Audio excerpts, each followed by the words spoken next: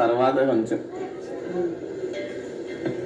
నా ఇంటికి అట్లే తీస్తాను, సైలెంట్ గా కూర్చో షో చూస్తాను.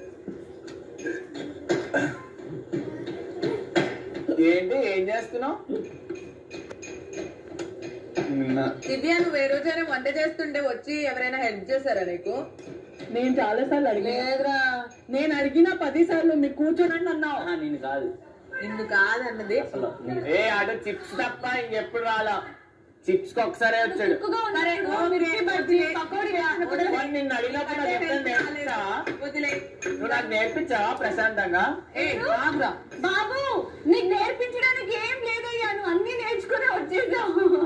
నేర్పించవచ్చు చేశాడా? లేదు, అసలు నా దగ్గరికి రాడాడు, దర్దాపూర్లో ఒకటి రాడాడు. ఎప్పుడైనా దివ్య అయినా తనుజ అయినా ఉండాలి. అవునా చెప్పు. నా దగ్గరికి కూడా కళ్యాణ్ ఒప్పుకో, నువ్వు నా దగ్గర హెల్ప్ చేద్దామని వచ్చా, నువ్వు నొక్కేద్దామని వచ్చా సగం టైం. ఆలు పడడం ఒక్కటి హెల్ప్ చేసావు. కావాడికి పెరుగు ఎక్కువ కావాలని వచ్చాడు ఆ రోజు.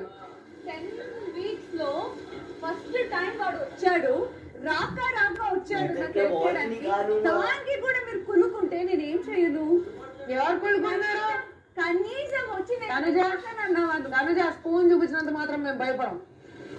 ఓకే, ఏంట్రా కులుకుంటున్నారేంటి?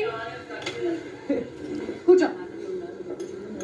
లేదా వీఆర్ హ్యాపీ, వాడు వచ్చి పనిలో హెల్ప్ చేస్తున్నాడు. నెక్స్ట్ వీక్ మీరు ఇద్దరే కుకింగ్ డిపార్ట్మెంట్ లో ఉండండి. We are very happy.